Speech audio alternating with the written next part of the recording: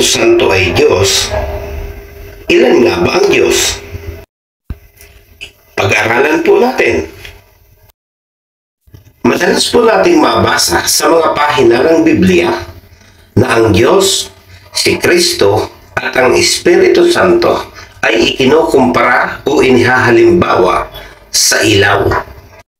Maliban po sa alam nating ang sinisimbolo ng ilaw ay ang dalisay na aral, ano pa po ba ang maaari nating aral na makuha dito? Ang ilaw po ay binubuo ng apoy, init, at liwanag. Tatlong bagay po na may iba't ibang pinagagamitan, mayroon pong iba't ibang katawagan, ngunit sangka po ng iisang ilaw. Hindi pwedeng paghiwa-hiwalayin. Ayon po sa sulat sa mga taga-Hebreo, Kabanatang 12, Talatang 29, ay ito, sapagkat tunay nga na ang ating Diyos ay parang apoy na katutubok. Kung ang Diyos na tinatawag nating Ama ay inihahalimbawa sa apoy, sino ang kanyang liwanag? Ito po ang ating mababasa sa Hebreo, Kabanatang 1, Talatang 3. Ang anak, ang maningning na sinag ng Diyos.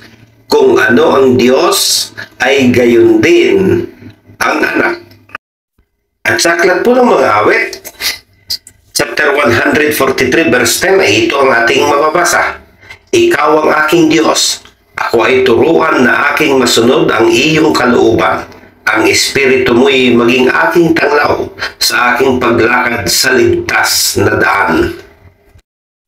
So maliwanag po, mga kalay ko, hindi po imposible na yung pong tatlo sa ating paningin ay mayroon lamang po palang iisang kabuuan katulad ng ilaw. Hindi po matatawag na ilaw ang isang ilawan kung wala pong apoy, kung wala pong init, at kung wala pong liwanag. At hindi po natin yan maaaring ihiwalay ang isa sa bawat isa.